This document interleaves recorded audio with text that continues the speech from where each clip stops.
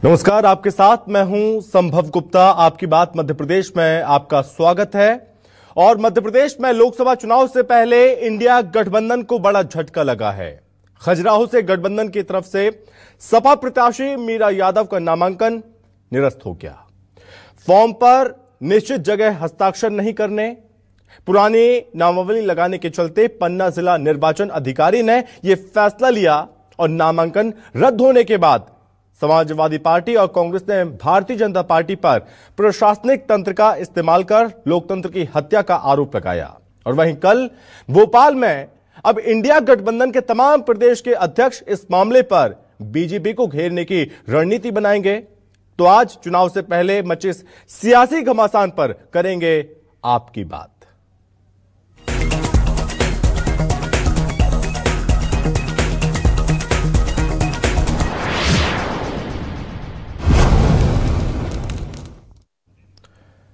तो मध्य प्रदेश में ऐसे में जो सियासी तकरार इस वक्त देखने को मिल रही है, जो सियासी संग्राम छिड़ा हुआ है, इसके साथ ही समाजवादी पार्टी का क्या कहना है, बीजेपी का क्या कहना है और कांग्रेस ने किस तरह से पलटवार किया, क्या कुछ कहना है, इन सभी का आपको वो भी सुनाते हैं। मौजूदा सरकार की तानाशाही का रवैया दिख रहा है कि मशीनरी का दुरुपयोग किस तरीके से किया जाता है। लगातार मशीनरी का दुरुपयोग हो रहा है। ऐसी छोटी बातें करना कि हस्ताक्षर नहीं किए, दूसरी बात के वोटर लिस्ट जो दी गई वो सही नहीं दी गई। तो जिन लोगों के पास इतना अनुभव है चुनाव लड़ने का, मीरा यादव जी स्वयं विधायक रही हैं, 4 चुनाव लड़े हैं, उनके पति हैं श्री दीप नारायण यादव जी, उन्होंने चुनाव लड़े हैं, लगातार 10 साल विधायक रहे हैं। अनुभवहीनता की कहीं कोई कमी नहीं है। पूरी तरीके सरकारी मशीनरी का गलत इस्तेमाल है, उसके खिलाफ समाजवादी पार्टी कोर्ट में जाएगी और न्यायालय से ही न्याय की उम्मीद करेगी। सरकारी मशीनरी पूरी तरीके से भारतीय जनता पार्टी के पक्ष में है। देश में हर तरीके का एक तरह से डरा हुआ लोकतंत्र है। कितनी सीटें सभा जीतने का दावा करते हैं आप? पूरे 29 में से 29 जीतने का दावा करते हैं। जो लोग भय, लालच, डर या अपने कुकर्मों को छुपाने के लिए दल बदलते हैं, उनके साथ कार्यकर्ता तो नहीं जाते हैं, पहले भी नहीं गए। तो जो लोग गए दुखे रोकने की बात आती है, हम समझाते भी है, फिर भी अपने भविष्य के अनचाहे से डर से जाते हैं। तो इसका उत्तर क्या हो सकता है? पर ये जरूर है कि ऐसे लोगों को अब कांग्रेस में फिर जब तक मैं अध्यक्ष हूँ नहीं आने दूंगा। खजुराहो का सवाल है, हमको तो चुनाव लड़ने में आनंद आता है और चुनाव लड़ने में थोड़ा मेरा मन तो ऐसा हो रहा है कि मेरे सामने जो प्रतिपक्ष के प्रत्याशी थे, क्यों ऐसा हो गया? चुनाव लड़ना चाहिए, लड़ने में आनंद आता है। क्या हमारे कैंडिडेट के सामने उन्होंने फॉर्म भरा? मुझे तो एक लग इसको ऐसे समझना चाहिए कि एक राष्ट्रीय दल है जिसमें न तो उनके अधिवक्ता हैं, न उनके पास है जिनसे बैठकर बात की जाए, न क्या किया जाए। कहीं से लेकर कहीं तक कोई एक आदमी उनके साथ नहीं था जो फॉर्म को चेक करता भरता। अपनी गलतियां वो हम पर मढ़ने का काम कर रहे हैं। मुझे लगता है कि निश्चित ही हम जो बोल रहे थे, माननीय वीडी शर्मा जी जो हमारे प्रदेश अध्यक्ष हैं वहाँ से लड़ रहे हैं, वो क्लीन स्वीप लेके बढ़ रहे हैं। अब तो मुझे लगता है जो मार्जिन होगा वो 5 लाख से ज़्यादा का हो। पूरी बात रखें, सबके लिए अदालतें खुली, अपनी बात रखने का सबको अधिकार है, वो भी अपनी बात रखें।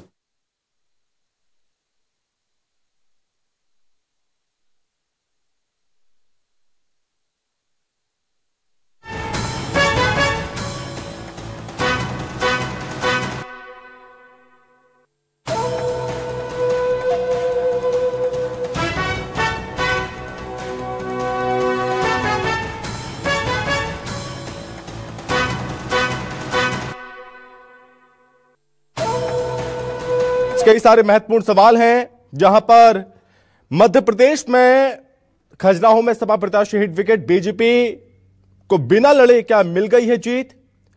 खजुराहो में चुनाव से पहले इंडिया गठबंधन पस्त हो गया है क्या? सपा प्रत्याशी मीरा यादव का नामांकन निरस्त हुआ, उसके बाद किस तरह से बीजेपी को वॉक ओवर मिला? कांग्रेस ने बताया बीजेपी का गड़बड़ झाला, अधिकारियों ने दिया हस्ताक्षर, मतदाता सूची नहीं होने का हवाला।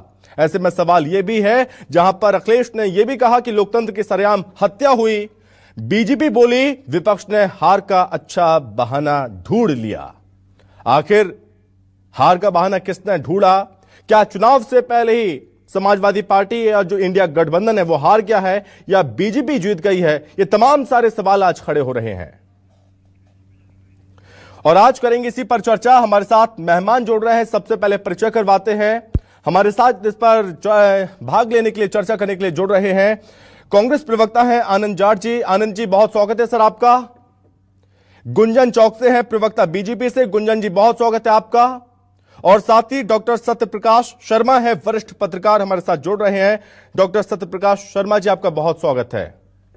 सबसे पहले आनंद जाट जी मैं आपके पास आ रहा हूं, समझना चाहूंगा कि पहले हम देख रहे थे कि खजुराहो में जो इंडिया गठबंधन हुआ, समाजवादी पार्टी को यह सीट मिली, पहले तो प्रत्याशी लेट उतारा, जो प्रत्याशी उतारा उसे बदल दिया, जो मीरा यादव को उतारा उसके बाद नामांकन अगर रिजेक्ट हो जाता है तो फिर अपनी गलती दूसरे पर क्यों फोड़ना?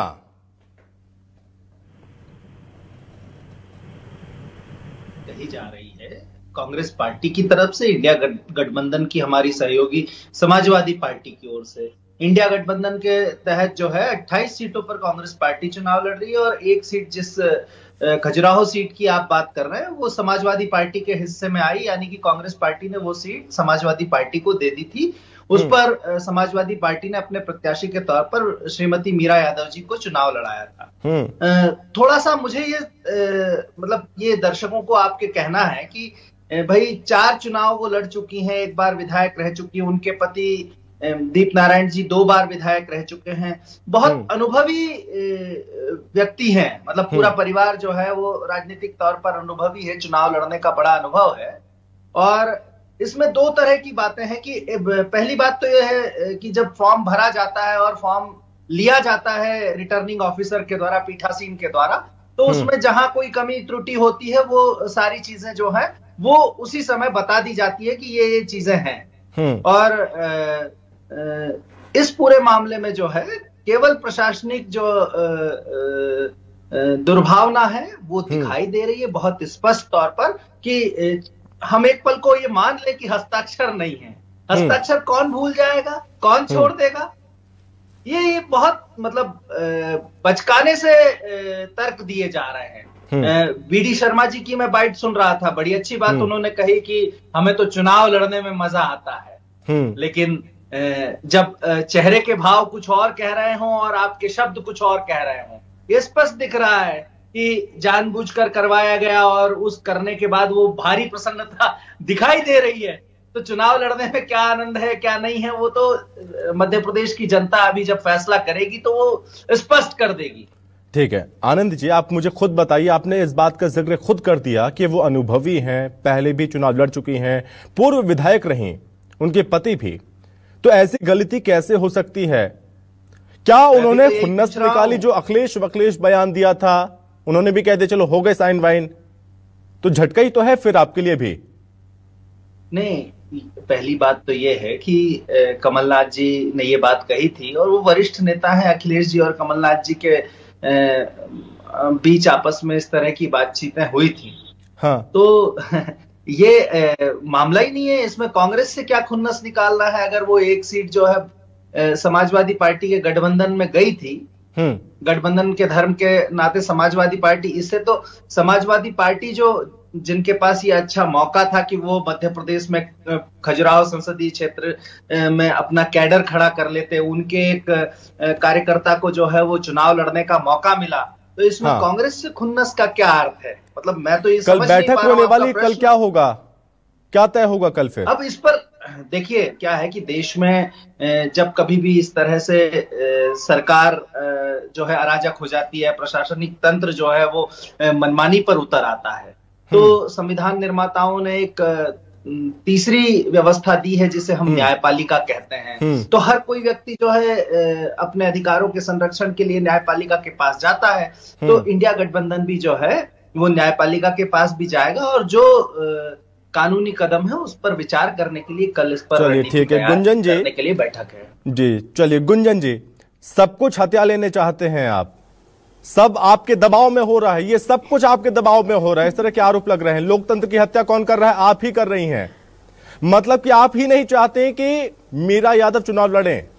क्लीन स्वीप मिल गई है बीजेपी को अब तो।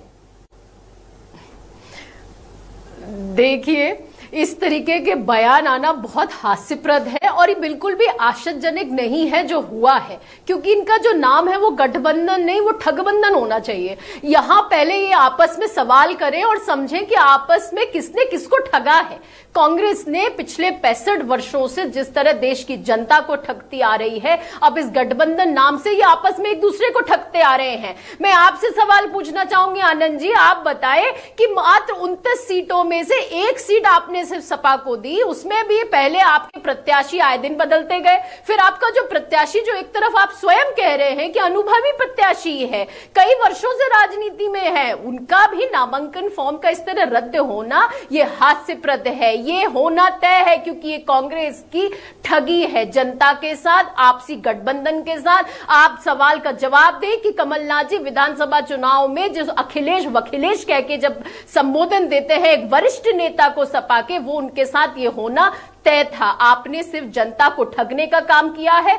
आपके लिए चुनाव सिर्फ कुर्सी और सत्ता का काम है। भारतीय जनता पार्टी के लिए चुनाव विकास का एक मुद्दा है। हमारे यहाँ प्रतिनिधि अपने आप को बहुत गौरवान्वित महसूस करता है कि उसे चुना गया है देश की मिट्टी के लिए सेवा करने के लिए, उस क्षेत्र की जनता की सेवा करने के लिए। लेकिन कांग्रेस और इस तरीके के झूठे ठगी गठबंधन चुनते हैं कि अब ये परिवार में ये कुर्सी किसके हाथ में आएगी। जो छिंदवाड़ा का हाल आपने देखा है कि 45 वर्षों से कुर्सी एक ही परिवार में है, वहां पर आरोप भी होता है, वो ये बताए, जैसे कि ये सवाल भी उठाया गया, जैसे कोई अशिक्षित है, चलो ठीक है पढ़ा लिखा भी है, उसको बाकायदा पूरी जानकारी दी जाती है, आपको करना क्या है, आपको क्या नहीं करना है, क्या कमी है इसमें, सारी जानकारी दी जाती है। लेकिन क्या आरओ का काम यहाँ पे ये नहीं था कि उन्हें ये बाकायदा बताया जाए कि आपने यहाँ पर साइन नहीं किया, या फिर आपने वोटर लिस्ट सर्टिफाइड पुरानी लगा दी कि क्या है?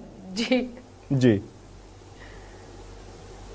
देखिए, ये तो बहुत स्वाभाविक है कि जब जब ये हारते हैं तब तब ये हार का ठीकरा किसी न किसी संवैधानिक संस्थाओं पे फोड़ते हैं। कभी ये ईडी सीबीआई पे फोड़ते हैं, कभी ये इलेक्शन कमीशन पे फोड़ते हैं। जिस राज्य में ये हारते हैं वहां ये ईवीएम पे फोड़ते हैं, जिस राज्य में ये जीतते हैं वहां ईवीएम सही हो जाती है, जिस राज्य में कांग्रेस हारती है वहां ईवीएम गड़बड़ा जाती है। जिस वर्ष में कांग्रेस की सरकार बनती है उस समय ईवीएम बिल्कुल सही होती है। उन्हें पूरी तरह से बताया जाए। इन्होंने आरोप लगाया है प्रशासनिक अधिकारी पे। हाँ। आपके साथ भी अधिवक्ता की टीम होनी चाहिए थी, आपके साथ भी आप एक एजुकेटेड पॉलिटिशियन है, आपके साथ एक टीम होती है। क्या ये उनका काम नहीं था वेरिफिकेशन का? ये सिर्फ और सिर्फ एक बहाना है, और बहाना सिर्फ ये जो झूठ ठगने का काम ये जनता के साथ करते आ रहे हैं, अब इन्होंने आपस में शुरू कर दिया। आप मुझे बताएं कि रोज खबर किस चीज से शुरू होती है कि आज कांग्रेस के इस नेता ने कांग्रेस का दामन छोड़ा है, आज कांग्रेस के कार्यकर्ता ने कांग्रेस का हाथ छोड़ा है।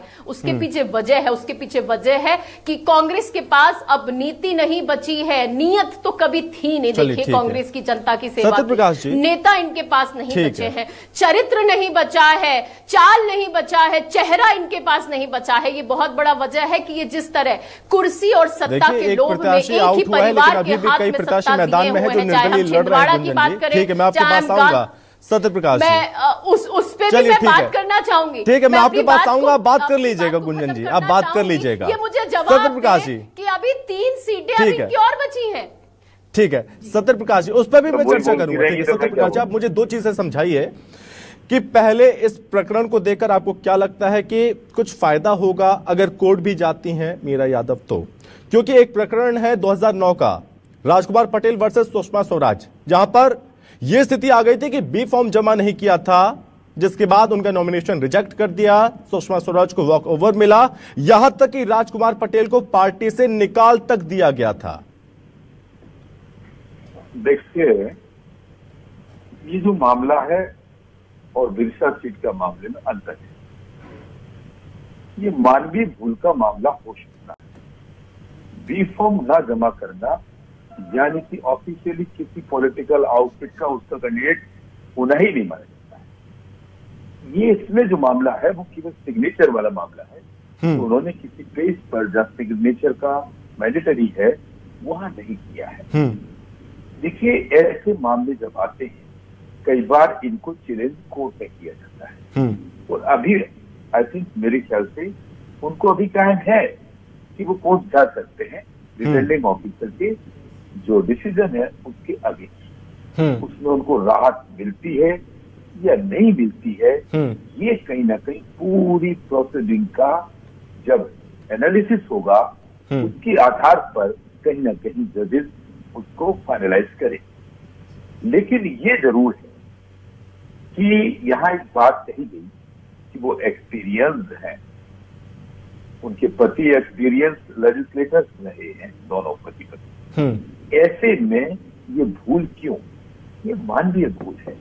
इसमें एक्सपीरियंस, नॉन एक्सपीरियंस क्या जो फर्स्ट टाइम में होती, क्या उनसे नहीं होती है भूल? उनसे भी होती है। एक्सपीरियंस होते हैं उनसे भी होती है।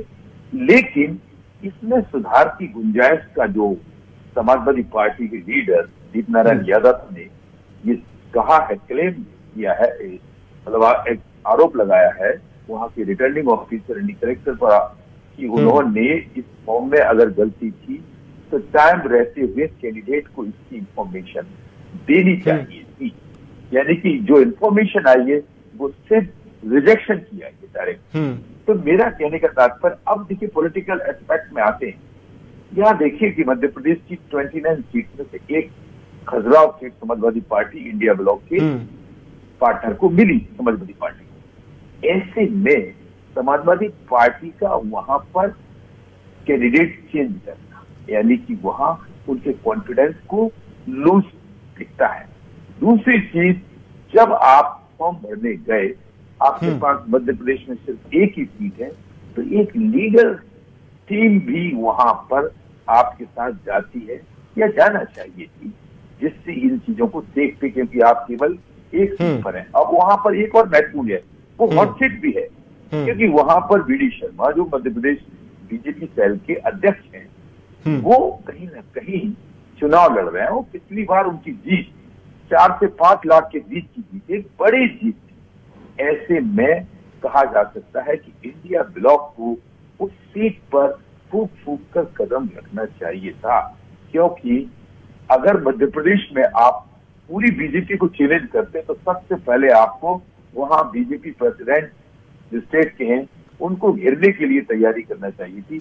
आप पहली लड़ाई अपने सेंस न रखा, आपने जो भूल कर दी उससे कहीं ना एक बड़ा मौका वी.डी. शर्मा को मिल गया है। अब हालांकि ये भी कहा जा रहा है इंडिया ब्लॉक के द्वारा कि अगर उनको कोर्ट से राहत नहीं मिलती है तो वो किसी इंडिपेंडेंट पर अपना दाव लगा सकते हैं, लेकिन सिंबल नहीं मिलेगा। सिंबल तो इंडिपेंडेंट का जो होगा वही होगा, और ये आप जानते हैं कि सिंबल का बड़ा रोल होता है, क्योंकि आज किसी पार्टी का टिकट मिलना और इंडिपेंडेंट खड़े होना, भले ही किसी का सपोर्ट मिल जाए, ऐसे कई उदाहरण हैं कि कई बार कई लोगों के रिजेक्ट हुए हैं, उनको सपोर्ट भी मिला, लेकिन चुनाव जीतना मुश्किल होता है, क्योंकि मध्य प्रदेश का जो मॉडल है वो बाइपोलर है। यहाँ कांग्रेस और भाजपा के बीच में ही मेनली लड़ाई होती रही है। पहली बार कहीं ना कहीं भाजपा और समाजवादी पार्टी में देखने को मिल रही है। ऐसे में इंडिपेंडेंट के आ जाने से भारतीय जनता पार्टी की सेहत ठीक है। आनंद जी, आप मुझे बताइए अब आगे क्या करने वाली है इंडिया गठबंधन? हालांकि आपने कह दिया कि चलो ठीक है, कोर्ट जाएंगे, तमाम चीजें हैं। अगर कोर्ट से भी सॉल्यूशन नहीं मिलता है और कोर्ट ने वही चीज मानती है कि गलती किसकी है, तो ऐसे में क्या निर्दलीय पर किसी पर दाव खेल सकते हैं, किसी को आप पूरा सपोर्ट कर सकते हैं? पहली चीज ये। और दूसरी चीज ये, अगर ऐसे में अगर आपको सपोर्ट नहीं मिलता है एक सीट पर समाजवादी पार्टी का, तो क्या अभी 3 सीट बाकी हैं आपकी, खंडवा, ग्वालियर और मुरैना, क्या इनमें से किसी एक सीट को क्या समाजवादी पार्टी को आप दे सकते हैं? फिर देखिए, ये तीनों आपके सवाल थोड़े से काल्पनिक हैं।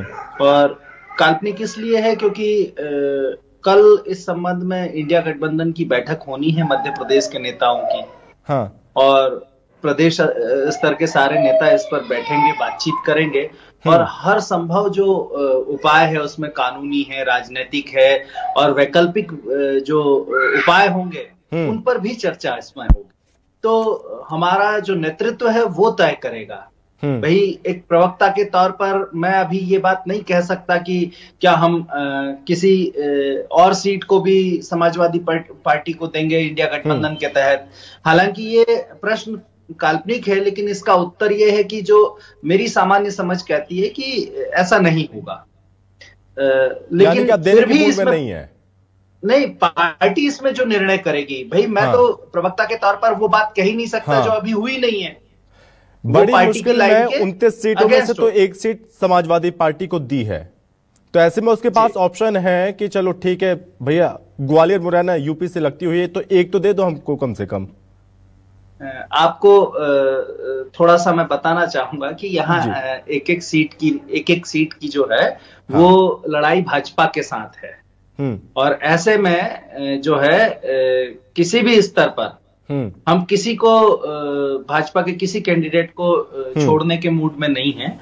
उनके खिलाफ तगड़े से तगड़े तरीके से हम लड़ाई लड़ेंगे, और इसमें हमारे साथ समाजवादी पार्टी एक महत्वपूर्ण सहयोगी है, और हम पूरी ताकत से जो है मिलकर जो है भारतीय जनता पार्टी के खिलाफ 29 की 29 सीटों पर लड़ेंगे, और अधिकांश सीटों पर हम जीतेंगे भी।